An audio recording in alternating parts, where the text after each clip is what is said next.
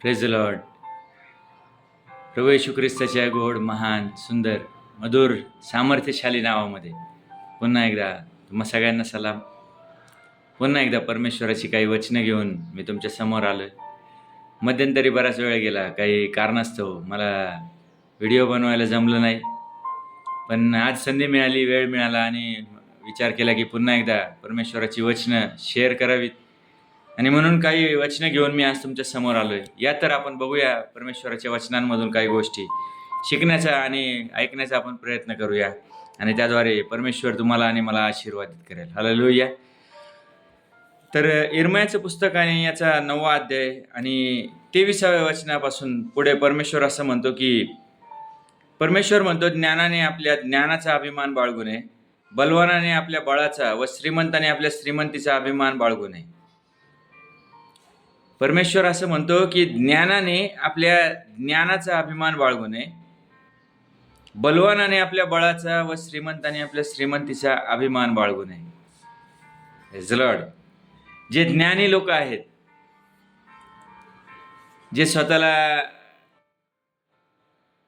Scholar समजतात किंवा स्वतःला खूप ज्ञान आहे असं ते नेहमी भासवतात, किंवा ज्यांनी कदाचित PhD केलेली असेल, जे डॉक्टर असतील, इंजिनियर असतील, त्यांच्या क्षेत्रामध्ये ते चांगल्या प्रकारचं एज्युकेशन त्यांनी घेतलेलं असेल,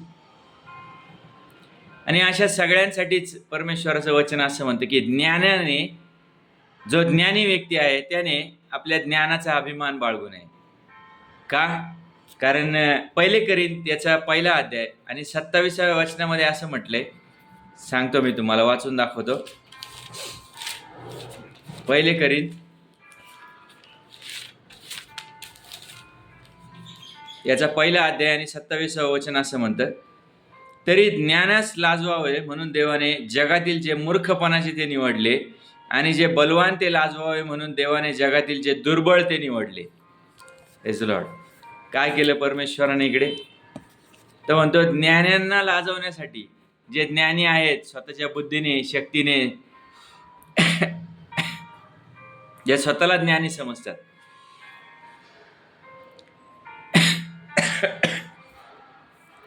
अशा ज्ञान्यांसाठी परमेश्वराचं वचन सांगतं की त्यांनी मूर्ख जे आहेत त्यांना निवडले, त्या मूर्खांची निवड केली आहे ज्ञानी लोकांना लाजवण्यासाठी.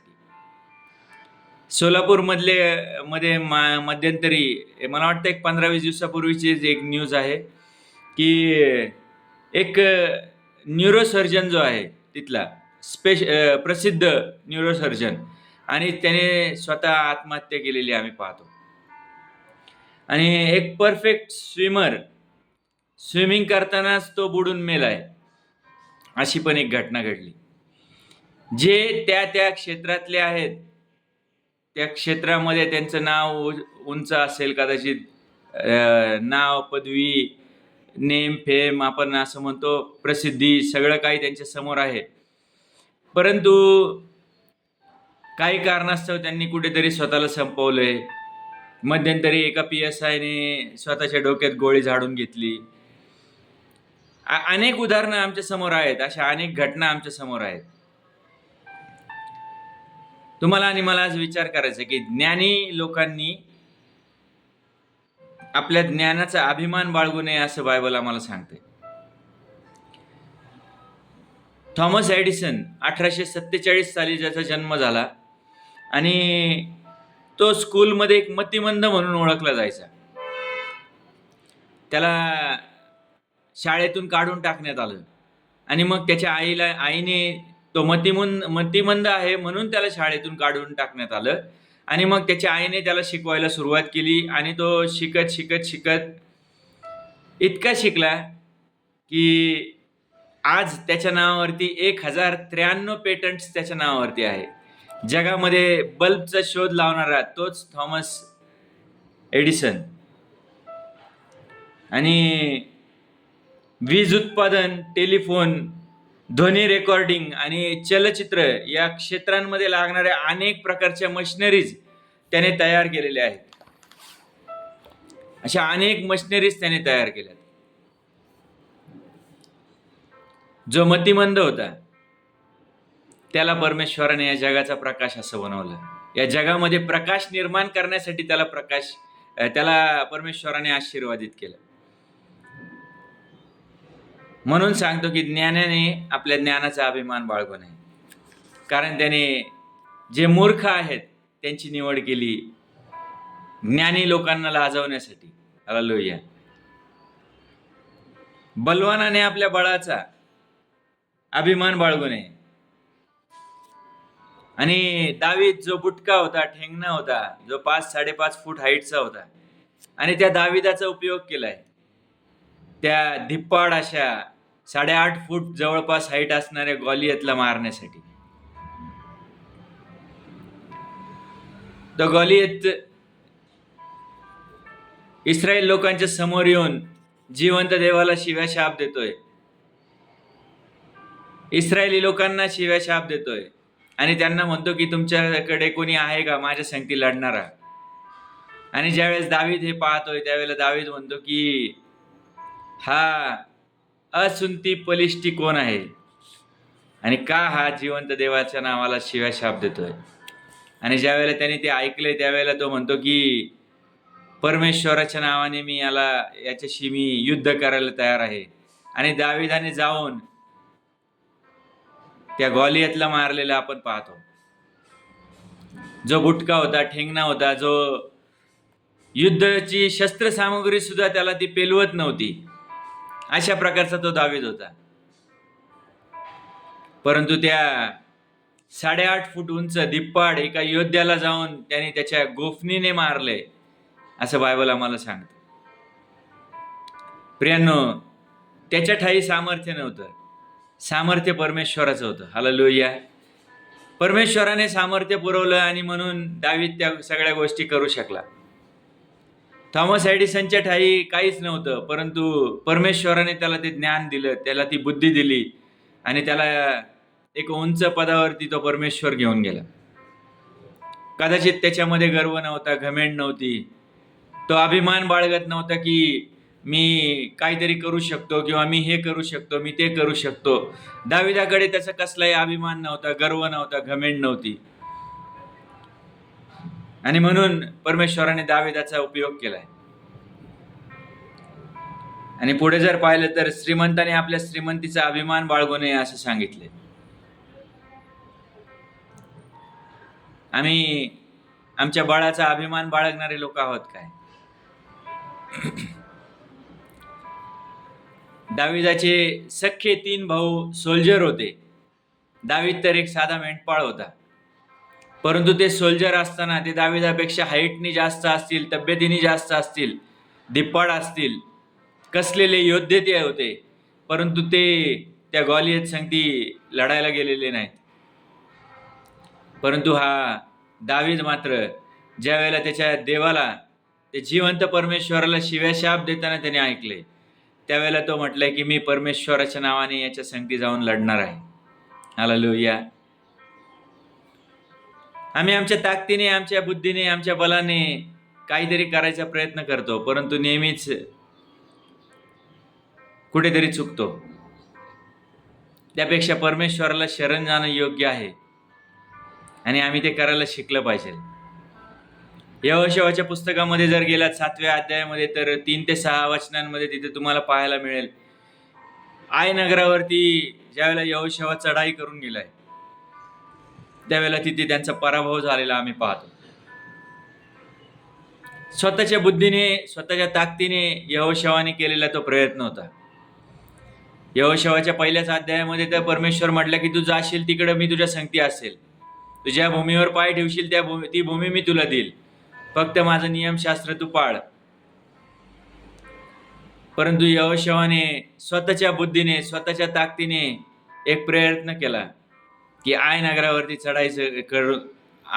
चढाई करून जायची, आय नगरावर हल्ला करायचा, आणि तिथे तो हारलेला आम्ही पाहतो. फारो राजा बलवान होता, मोठं सैन्य फारो राजाकडे होतं, परंतु मोशे मात्र एकटाच होता. आणि परमेश्वर मोशेला म्हटला की जा, मी तुझ्या बरोबर आहे, तिथून तू माझ्या लोकांना बाहेर घेऊन ये. आणि जवळपास 30 लाख लोक मोशेने परमेश्वराच्या सहाय्याने, हालेलुया, एकट्याने नाही, स्वतःच्या सामर्थ्याने नाही, परमेश्वराच्या सहाय्याने तो त्या 30 लाख लोकांना जवळपास मिसर देशातून, त्या गुलामगिरीतून बाहेर घेऊन आलेला आम्ही पाहतो. बलवानांना मारायला परमेश्वर समर्थ आहे. हालेलुया. जे स्वतःला बलवान समजतात, जे स्वतःला ताकदवान समजतात, अशा सगळ्यांना परमेश्वर धुळीस मिळवायला समर्थ आहे. आम्ही कशाचा अभिमान बाळगत आहोत? श्रीमंताने श्रीमंतीचा अभिमान बाळगू नये. लुकरूची वर्तमानात गेलं तर 12व्या अध्यायामध्ये तिथं पाहायला मिळतं, एक श्रीमंत व्यक्ती आहे आणि तो म्हणतो की मला आता भरपूर पीक आलंय, खूप मोठे, आता माझ्याकडे जे कोठारं आहेत ती छोटी छोटी आहेत आणि आता मी मोठी मोठी कोठारं बांधतो आणि त्याच्यात सगळं धान्य साठवून ठेवतो आणि तो म्हणतो की हे माझ्या जीवा, आता तू खा पी आणि ऐश कर. परमेश्वर म्हणतो की अरे, आज रात्रीतून तुझा जीव गेला तर तू काय करशील? काय कमवत आहात? काय मिळवत आहात? कशासाठी काय करत आहात? थोडंसं समजून घ्या. आज रात्री मरण आलं तर काय मिळवलं? जगातील सर्व काही कमवलं, परंतु आपल्या आत्म्याचा नाश झाला तर तुम्ही काय कमवलं? आमचा आत्मा हा अमर आहे, तो मरत नाही. आणि त्या आत्म्यासाठी, तो आत्मा नरकात जावा नाही म्हणून आम्हाला आज तयारी करायची. आणि बायबल असं सांगते की जो कोणी प्रभू येशू ख्रिस्तावरती विश्वास ठेवल त्याचा नाश होणार नाही, तर त्याला सार्वकालिक जीवन प्राप्त होईल. हालेलुया. मग आम्ही त्या जीवनाकडे जाणारे लोक आहोत काय? आम्ही अभिमान बाळगतो, आम्ही काम करतो, आम्ही कामाला जातो, किंवा आमच्याकडे प्रॉपर्टी आहे, बिझनेस आहे, घर आहे, गाडी आहे, बंगला आहे, अनेक प्रकारच्या गोष्टी आहेत, सुखसोयी आहेत, आणि मग आम्हाला त्या सगळ्याचा अभिमान असतो. आम्ही समोरच्या व्यक्ती सांगते बोलताना पण अतिशय तुच्छ पद्धतीने, तुच्छतेने आम्ही समोरच्याला वागणूक देतो. आम्हाला आज विचार करायचा आहे, आम्ही कशा प्रकारचं जीवन जगत आहोत? आम्ही कशा प्रकारे समोरच्या संगती ट्रीट करत आहोत? आम्ही कशाचा अभिमान बाळगत आहोत? एखाद्याकडे एखादी कला असते, त्याला असं वाटतं की माझ्यासारखा दुसरा कोणीच नाही. एखाद्याला कीबोर्ड चांगला वाजवता येतो, एखाद्याला तबला वाजवता येतो, एखाद्याला ड्रम सेट वाजवता येतो, पण ज्याला कोणाला ते येतं त्याला असं वाटतं की माझ्यासारखं कोणीच नाही. प्रियानो, तुमच्याकडे जे आहे त्याचा अभिमान बाळगण्यापेक्षा बायबल असं सांगतं, बाळगायचं असेल तर मी दया करणारा व पृथ्वीवर धर्म व न्याय चालवणारा परमेश्वर आहे, याची त्याला जाणीव आहे, ओळख आहे, याच्याविषयी बाळगावा, यात मला संतोष आहे, असे परमेश्वर म्हणतो. तुम्ही परमेश्वरला ओळखता, तो देव जिवंत आहे, त्या जिवंत देवाची दया सनातन आहे, त्या परमेश्वराविषयीची तुम्हाला माहिती आहे, त्याची तुम्हाला जाणीव आहे, त्याचं भय तुम्हाला ठाऊक आहे, त्याचं वचन तुम्हाला ठाऊक आहे, आणि या सगळ्या गोष्टींचा अभिमान बाळगायला शिका. हालेलुया. कशाचा अभिमान बाळगत आहोत आम्ही? मार्क शुभवर्तमानामध्ये 10व्या अध्यायामध्ये गेलात तर तिथे एक घटना पाहायला मिळते. एक श्रीमंत मनुष्य आहे आणि तो प्रभू येशू ख्रिस्ताकडे आलाय आणि तो त्याला विचारतो की मला सार्वकालिक जीवन वतन म्हणून हवंय, मी काय केलं पाहिजे त्यासाठी? श्रीमंत होता, नोकर चाकर होते, सगळ्या गोष्टी होत्या, सर्व काही मुबलक होतं, तरीही त्याला गरज होती सार्वकालिक जीवनाची. हालेलुया. आणि तो ते सार्वकालिक जीवन कसं मिळेल याचा विचार करत करत त्या येशू ख्रिस्ताकडे गेलाय आणि त्या येशूला येऊन त्याने विचारले, काय केलं म्हणजे मला सार्वकालिक जीवन वतन म्हणून मिळेल? आणि येशू त्याला म्हटला की आधी आज्ञा पाळ, खून करू नको, चोरी करू नको, व्यभिचार करू नको. आणि या सगळ्या आज्ञा तो म्हणतो की मी लहानपणापासूनच पाळतोय. प्रभू येशू ख्रिस्त त्याला म्हटला की तुझं असेल नसेल ते विक आणि गोरगरिबांना वाटून दे आणि चल माझ्या पाठीमागे ये. आणि तो तिथून खिन्न होऊन निघून गेलाय असं म्हटलंय. निराश झाला तो. त्याला असं वाटलं होतं की कदाचित मी पैशाने परमेश्वराला विकत घेऊ शकतो. प्रियांनो, तुम्ही पैशाने देवाला खरेदी करू शकत नाही. तुमचा पैसा, तुमची प्रॉपर्टी, तुमची संपत्ती याच्याद्वारे तुम्ही परमेश्वराला विकत घेऊ शकत नाही. तुम्ही तुमच्या पैशाने तुमचं आरोग्य देखील विकत घेऊ शकत नाही. हार्टमध्ये ब्लॉकेजेस झाले, बीपी वाढला, शुगर वाढली, व्हेंटिलेटरवर नेऊन ठेवलं तरी तुम्ही वाचताल याची गॅरंटी नाही. विचार करा, आज तुमच्या जीवनामध्ये तुम्ही विचार करा. आमच्याकडचा गर्व, आमच्याकडची घमेंड, आमच्याकडच्या ज्ञानाविषयी आम्हाला असं वाटतं की मी खूप ज्ञानी आहे, मला सगळं काही येतं, मला खूप चांगलं गीत गाता येतं, मला खूप चांगलं वाजवता येतं, मला चांगलं काम करता येतं, मला ड्रायव्हिंग चांगली करता येते. अनेक प्रकारची कामं, प्रत्येकजण वेगवेगळ्या क्षेत्रामध्ये आहोत. कोणी पेंटिंग करतं, कोणी ड्रायव्हिंग करतं, कोणी मशीनवरती काम करतं, कोणी काय करतं तर कोणी काय करतं. इंजिनियर्स, डॉक्टर्स आणि असे सगळे सायंटिस्ट लोकांपासून सगळे, अगदी सायंटिस्ट लोकही आज येशूच्या प्रेमात पडलेले आहेत. तुमच्या माहितीसाठी मी सांगतो, अनेक सायंटिस्ट लोकांनी येशूला स्वीकारलंय आपला उद्धारकर्ता म्हणून. अनेक बॉलिवूड आणि हॉलिवूडच्या जे प्रसिद्ध हिरो हिरोईन्स आहेत त्यांनी प्रभू येशू ख्रिस्ताला आपला उद्धारकर्ता म्हणून स्वीकारले. प्रियांनो, लोकांना सत्य ज्या वेळेला समजेल त्यावेळेला त्यांना ते स्वतंत्र होतील असं बायबल सांगतं. आणि ते सत्य, प्रभू येशू ख्रिस्त म्हटलेले सत्य अनेकांना समजत चाललंय. आज तुम्हाला समजलंय का? कोणत्या गर्वामध्ये आहात? ज्ञान आहे त्याचा गर्व आहे, श्रीमंत आहात त्याचा गर्व आहे, बलवान आहात त्याचा गर्व आहे. कसला गर्व घेऊन फिरत आहात? आज स्वतःच्या जीवनामध्ये विचार करा. आणि जर तुम्हाला गर्व करायचा आहे, अभिमान बाळगायचा आहे, तर तो जिवंत देवाला तुम्ही ओळखत आहात. त्या जिवंत देवाविषयीची तुम्हाला जाणीव आहे, तुम्हाला त्याची माहिती आहे, तुम्हाला त्याच्याविषयीचं ज्ञान आहे, याचा अभिमान बाळगा. आणि तो अभिमान बाळगत असताना विसरू नका की त्या जिवंत देवाने तुमच्यावर आणि माझ्यावरती अगाध प्रीती केली आणि त्या प्रीतीस्तव त्याने त्याचा एकुलता एक पुत्र प्रभू येशू ख्रिस्त देऊन टाकला. आणि तो प्रभू येशू ख्रिस्त या जगात आला आणि तो असं म्हणतो की अहो कष्टी हो भाराक्रांत हो, तुम्ही सर्वजण माझ्याकडे या, मी तुम्हाला विसावा देईन. तो म्हणतो मी तुम्हाला ती शांती देतो जी तुमच्या बुद्धी सामर्थ्याच्या पलीकडे आहे. तो म्हणतो की मी दलिद्री असता धनवान झालो, मी धनवान असता दलिद्री झालो यासाठी की तुम्ही धनवान व्हावे. तो धनवान असताना आमच्यासाठी दलिद्री झाला यासाठी की त्याच्या दारिद्र्याच्या द्वारे आता आम्ही धनवान व्हावे. हालेलुया. तो शापित झाला यासाठी की आम्ही त्या शापातून मुक्त व्हावं. त्याने तुमच्या आणि माझ्यासाठी सगळं काही पूर्ण केलंय. वधस्तंभावरती तो आमच्यासाठी पाप असा झाला. आम्हाला पापातून बाहेर काढण्यासाठी आमचे पाप त्याने स्वतःवर घेतले.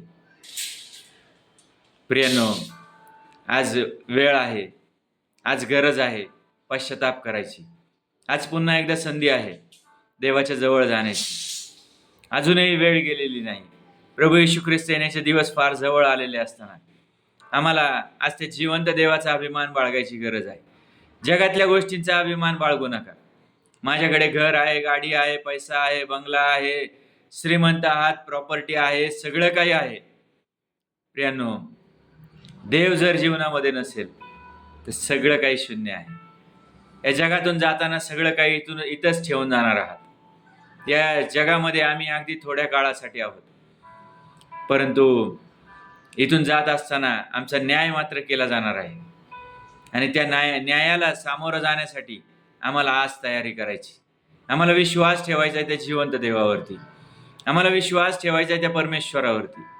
आम्ही कदाचित आमच्या श्रीमंतीवरती आमचा गर्व असेल, भरोसा असेल, आमच्याकडे असणाऱ्या पैशावरती आमचा कदाचित भरोसा असेल, कदाचित आमच्या प्रॉपर्टीवरती आमचा भरोसा असेल, कदाचित आमच्याकडे असणाऱ्या ज्ञानावरती आमचा भरोसा असेल. प्रियांनो, भरोसा ठेवायचा तर परमेश्वरावर ठेवा. यशाया 43:10 मध्ये तो असं म्हणतो की मीच परमेश्वर आहे, मला ओळखा, माझ्यावर तुम्ही आपला भाव ठेवा, मला जाणून घ्या, माझ्यावर विश्वास ठेवा, मीच तो परमेश्वर आहे. हालेलुया. दुसरा कोणीच नाही असं तो म्हणतो. म्हणून आज आमचं कर्तव्य आहे, आम्हाला त्या परमेश्वराकडे यायचे, त्याला ओळखायचे, त्याला जाणून घ्यायचे, त्याच्यावर विश्वास ठेवायचा आहे आणि त्याच्या नावाचा धावा करायचा. हालेलुया. या तर मग एक छोटीशी प्रार्थना करूया आणि थांबूया आपण इथे. धन्यवाद देतो जिवंत परमेश्वरा, या आजच्या वचनांबद्दल तुझे आभार आणि उपकार मानतो, तुला उंचावतो, तुला गौरव देतो परमेश्वर. हे सुंदर वचनं जिवंत देवा तू आमच्या जीवनामध्ये आम्हाला दिलेली आहेस, त्याबद्दल तुला गौरव देतो. आम्हाला अभिमान बाळगता येऊ देत जिवंत परमेश्वरा, की आम्ही तुला ओळखत आहोत. होय माझ्या देवा, तुझ्या नावाची आम्हाला जाणीव आहे, याचा आम्हाला अभिमान बाळगता येऊ देत. आम्ही प्रत्येक जण चुकणारे आहोत, पडणारे आहोत परमेश्वरा, परंतु आमच्या चुका, पापा आणि अपराधांची क्षमा करण्यासाठीच परमेश्वरा तू येशूला या जगामध्ये पाठवलंस.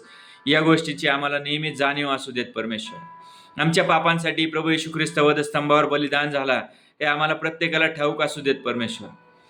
होय जिवंत देवा, आमच्यावरती दया कर, आमच्यावरती कृपा कर आणि पुन्हा एकदा आमचं जीवन तुझ्या पवित्र हातात तू घे, अशी आम्ही तुला विनंती आणि प्रार्थना करतो.